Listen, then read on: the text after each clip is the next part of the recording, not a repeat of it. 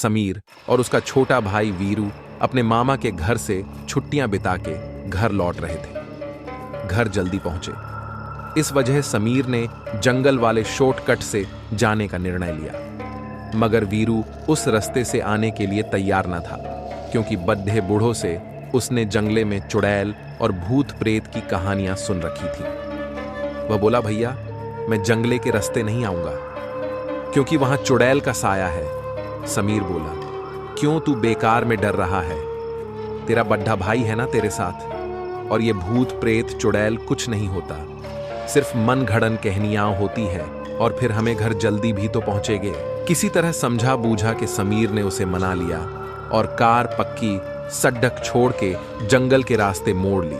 तकरीबन 10 मिनट गाड़ी चलाते रहने के बाद उन्हें एक झोपड़ी दिखाई दी, जिसके आंगन में एक बुढ़िया झाड़ू लगा रही थी। समीर बोला, देख, छोटे जंगल में कोई रहता भी है। वीरू बोला, भाई पक्का इंसान ही है ना, या फिर कोई चुड़ैल?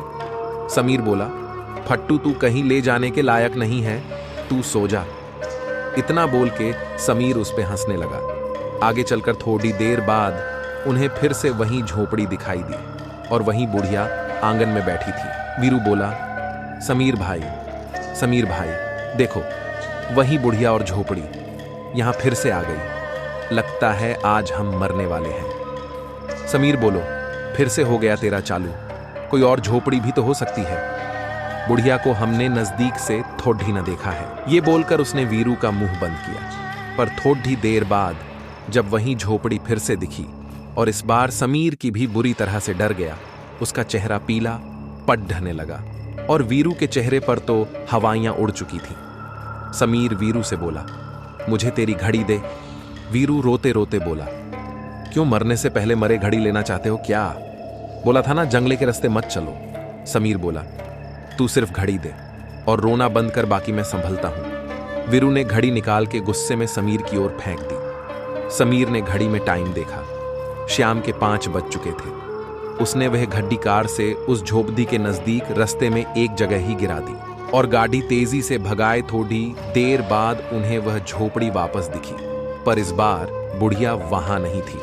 वीरू रोते रोते बोला, भाई अब हम पक्का मरने वाले हैं। समीर कुछ नहीं बोला। झोपड़ी के नजदीक पहुंचकर उसी झैंग उसने गाड़ी रोक दी तो उसे वीरू की घड़ी वहीं पड्ढी मिली। उसमें समय हुआ था 5:10। समीर समझ गया था कि वह किसी छलावे के फंदे में फंस गए हैं। उसने वीरू को घड़ी दी। उसने रोते रोते वह पहन ली। समीर ने उससे कहा कि तू गाड़ी में ही रुक, मैं उस भूतनी से मिलकर आता हूं, और झोपड़ी की ओर चल दिया। वीरू चिल्ला रहा था, भैया वहां मत जाओ, वो चुड़ैल है चुड़ैल। फिर अचानक वीरू के गाल पर एक चमाट पड्ढा और आवाज आई, घर आए गया छोटे, उठ जा।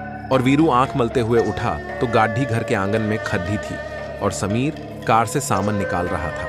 और जब वीरू ने घड़ी में समय देखा तो 5:10 हो रहे थे। समीर ने आके उससे पूछा, तू नींदम में क्या बड़ बड्ढा रहा था बे? आज हम मरने वाले हैं, आज हम मरने वाले हैं। फिर समीर ने सपने की सारी बातें बताई।